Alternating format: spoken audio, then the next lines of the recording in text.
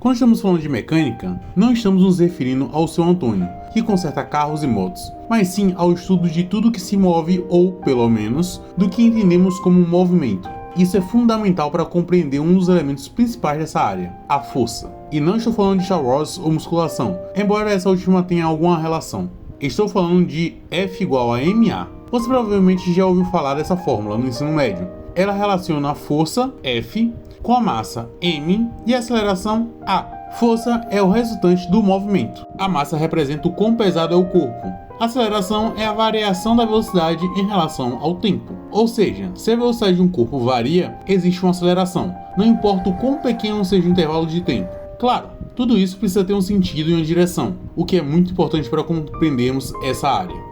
Eu digo que nada disso foi pensado recentemente. Essas ideias foram formuladas por um cara chamado Isaac Newton. Sim, ele é aquele jovem gênio que você provavelmente culpa quando pensa em matemática avançada e física. Ele deu uma ajudinha à humanidade. Mas, voltando ao assunto. Na mecânica, o principal objetivo é entender como os objetos se movem, e é que entra as famosas leis de Newton. Primeira lei: todo o corpo continua em seu estado de repouso ou de movimento uniforme em linha reta, a menos que seja forçado a mudar esse estado por forças aplicadas sobre ele. Segunda lei: a mudança de movimento é proporcional à força motora aplicada e ocorre na direção da linha reta na qual a força é exercida. Terceira lei: toda ação há sempre uma reação oposta de igual intensidade. As ações mútuas de dois corpos, um sobre o outro, são sempre iguais e dirigidas em sentidos opostos. Essas leis podem ser resumidas a: um corpo não se move sem uma causa. Essa causa será uma força, e essa força sempre provocará uma reação contrária. Newton não apenas explicou como a gravidade atua sobre os corpos, mas também correlacionou eventos fora da Terra, formulando a lei da gravitação universal. Ele descobriu que dois corpos se atraem entre si, que essa atração depende diretamente da massa dos objetos e a distância entre eles. Quanto maior a massa e menor a distância, maior será a força gravitacional entre eles. Todo mundo tem aquele parente que trabalha com energia ou pelo menos adora fazer uma gambiarra.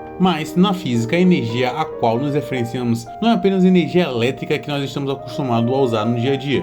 Claro que ela também faz parte, mas esse é assunto para outro momento. Por agora, vamos focar no conceito mais amplo de energia. Energia pode ser vista como uma capacidade de realizar transformações. Você provavelmente já ouviu falar de diferentes formas de energia, como térmica, elétrica, química e entre outras. Mas o que exatamente é energia? Infelizmente, essa pergunta nem os melhores físicos do mundo conseguiram responder com a definição única e definitiva. Ainda assim, podemos dizer que energia é algo que provoca mudança ou transformações. Para entender isso melhor, vamos utilizar um seguinte exemplo, bem simples e que acontece o tempo todo: o seu celular caindo no chão. Antes de cair, seu celular possui uma chamada energia potencial gravitacional, que está relacionada à altura dele em relação ao solo. Quando o telefone começa a cair, essa energia potencial vai se transformando em energia cinética, que é a energia do movimento. Ao tocar o chão, a energia cinética pode ser convertida em outro tipo de energia, como energia sonora, o barulho do impacto, energia deformacional,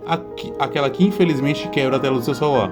E com esse exemplo nos ajuda a perceber que a energia está sempre se transformando, mudando de uma forma para outra. Mas como exatamente a energia faz isso? Como ela causa essa transformação? A resposta está no conceito de trabalho. O trabalho é o mecanismo pelo qual a energia é transferida ou transformada. Pense naquela vez que você tentou mover um móvel muito pesado e você teve que ter muito trabalho para isso. Quanto mais você empurra e mais o móvel se move, mais trabalho você realiza. Na física, o trabalho é definido pela fórmula trabalho igual a força vezes a distância percorrida vezes o cosseno de θ, onde W é o trabalho realizado, F é a força aplicada, D é a distância percorrida e θ é o ângulo entre a força e o deslocamento. De forma simplificada, quanto mais força você aplica em um objeto e quanto mais ele se desloca na direção dessa força, maior será o trabalho realizado. Em resumo, podemos dizer que a energia representa o potencial de realizar transformações, enquanto o trabalho é o processo que utiliza esse potencial para causar mudança. Essa relação é fundamental para entender como a energia atua no mundo à nossa volta e como ela está presente em tudo, desde as quedas de telefone até as maiores forças do universo.